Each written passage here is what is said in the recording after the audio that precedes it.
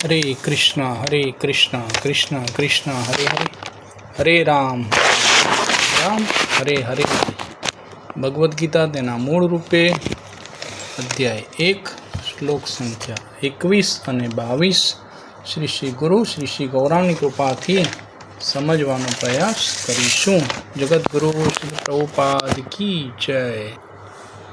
अर्जुन उवाच सेनयो उभयो मध्ये रथं स्थापयमे अच्युत यावत् एतान् निरीक्ष्यहं योद्धकामान् अवस्थितान् के मया सह योध्यम अस्मिन् रणसमुद्यमे। अनुवाद અને ભાવાર્થ શ્રી કેસી ભક્તિ વેદાંત સ્વામી દ્વારા જગતગુરુ શ્રી પ્રભુપાદ की जय। અર્જુને કહ્યું, હે અચ્યુત, કૃપા કરીને મારા રથને બંને સૈન્યોની વચ્ચે ઊભો રાખો કે જેથી અહીં ઉપસ્થિત યુદ્ધ કરવાની ઈચ્છાવાળાઓને અને આ મહાન શસ્ત્ર સંઘર્ષમાં જેમની સામે મારે લડવાનું છે તેમને હું જોઈ શકું।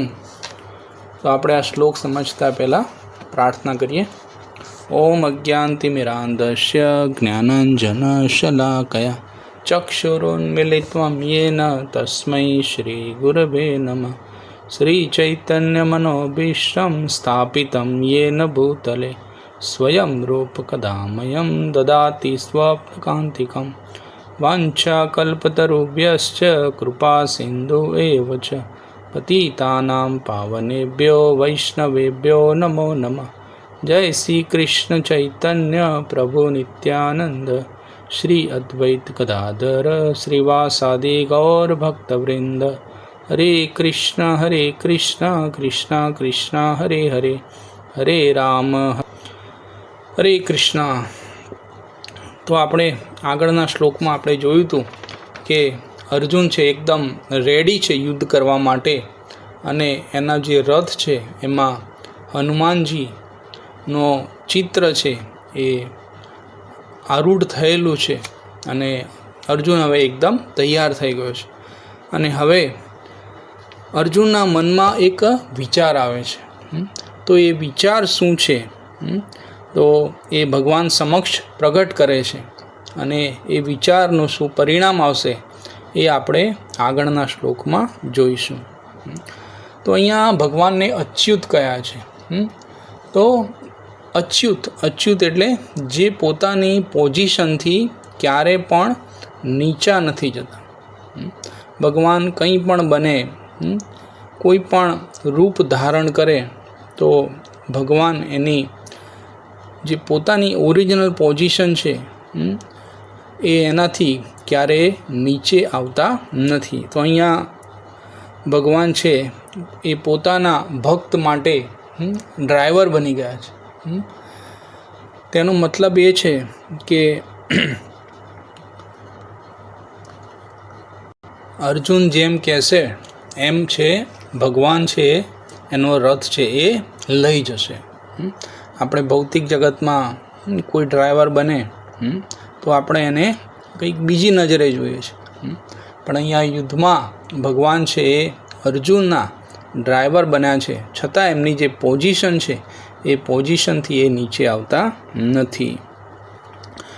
તો અર્જુન કહી રહ્યો છે કે આ યુદ્ધ કરવા માટે કોણ કોણ મારી સામે આવ્યું છે, કોની સાથે મારે યુદ્ધ કરવું છે, તો એ મારે છે એ જોવું છે અને એટલા માટે મારો જે રથ છે એ બંને સેનાઓની વચ્ચે છે એ લઈ જાઓ।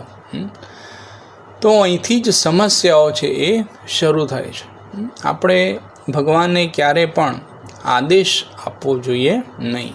આપણે આપણાથી જે વડીલો છે, જે આપણાથી મોટા છે, એમના આદેશોનું હંમેશા શું કરવું જોઈએ?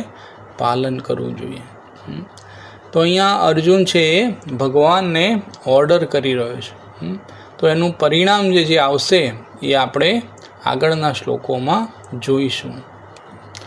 જો ભગવાન પાસે સંપૂર્ણ જ્ઞાન છે, આપણી જોડે કોઈ જ્ઞાન હોય તો આપણે કદાચ ગ્રેજ્યુએટ હોઈએ, ડબલ ગ્રેજ્યુએટ હોઈએ, PhD હોઈએ, તો કોઈક એક વિષયમાં આપણું જ્ઞાન છે કદાચ હોઈ શકે.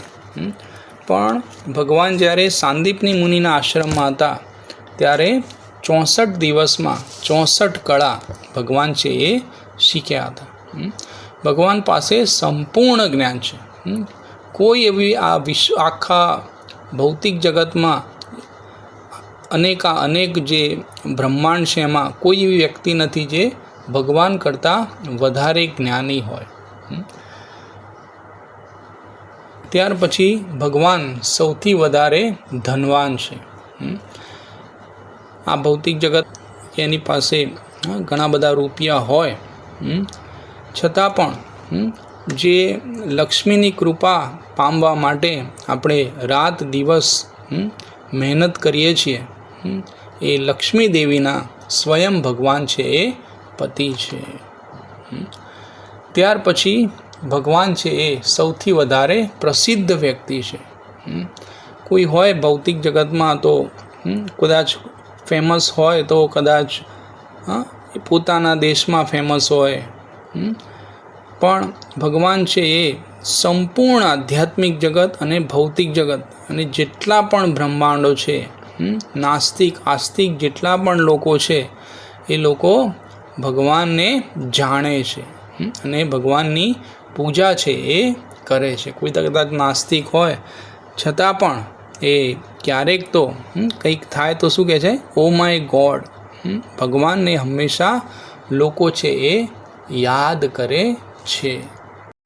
ત્યાર પછી ભગવાન ખૂબ સુંદર વ્યક્તિ.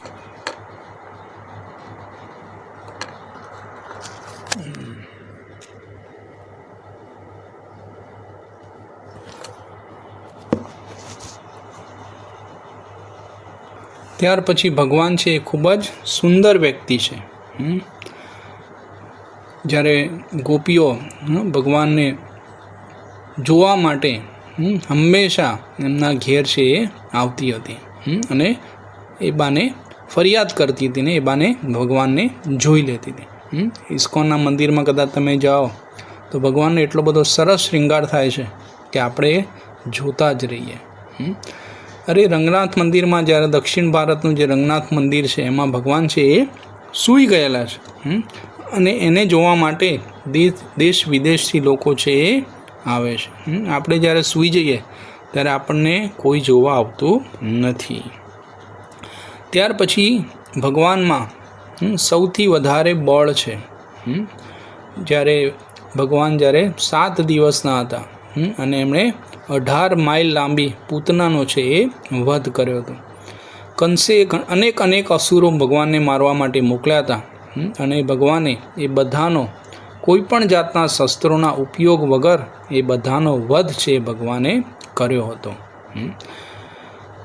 ત્યાર પછી ગોવર્ધન પણ ભગવાને પોતાની ડાબા હાથની ટચલી આંગળીએ ભગવાને ઊંચો કર્યો હતો. તો આ રીતે ભગવાનના જે આ 5 ઐશ્વર્યો ખૂબ જ લોકપ્રિય છે અને એના કરતાં પણ વધારે પ્રસિદ્ધ ગુણ છે ભગવાનનું વૈરાગ્ય. પોતાના ભક્ત માટે ભગવાન કંઈ પણ કરવા માટે તૈયાર થઈ જાય છે. તો અહીંયા ભગવાન અર્જુનના પણ ડ્રાઈવર બની ગયા છે. તો રણભૂમિના તથા યુદ્ધભૂમિ વિશે વિચારીએ તો ખૂબ જ યુદ્ધભૂમિમાં અવાજ આવતો હોય છે, મારો કાપો. એકબીજાના અંગો કપાઈ જાય છે, શસ્ત્રો એકબીજા સાથે અથડાઈ રહ્યા છે. ત્યાર પછી હાથી ઘોડા વગેરેનો અવાજ આવે છે. તો ખૂબ કોલાહલ છે યુદ્ધ મેદાનમાં થતો હોય છે. ત્યારે રથ કઈ બાજુ લઈ જવો એ સંભળાતું નથી. તો અર્જુને જ્યારે રથ ડાબી બાજુ લઈ જવો હોય ત્યારે અર્જુન છે ભગવાનને ડાબી બાજુએ લાત મારે છે. જમણી બાજુ લઈ જવો હોય તો જમણી બાજુએ લાત મારે છે. તો આ રીતે ભગવાન પોતાના ભક્તની લાતો ખાવા માટે પણ તૈયાર છે એ થઈ જાય છે. તો આ રીતે પોતાના ભક્ત માટે ભગવાને ડ્રાઈવર બનવાનું પણ અહીંયા સ્વીકાર્યું. તો આ શ્લોકમાં મુખ્ય એ જ સમજવાનું છે કે આપણે ભગવાનને ક્યારે પણ આદેશ ક્યારે પણ ઓર્ડર ના આપવો જોઈએ આપણે હંમેશા ભગવાન જેમ કહે છે, ભગવદ્ ગીતામાં ભાગવતમમાં જે ઉપદેશ આપે છે એ ઉપદેશ પ્રમાણે આપણે કાર્ય કરવું જોઈએ. નહીં તો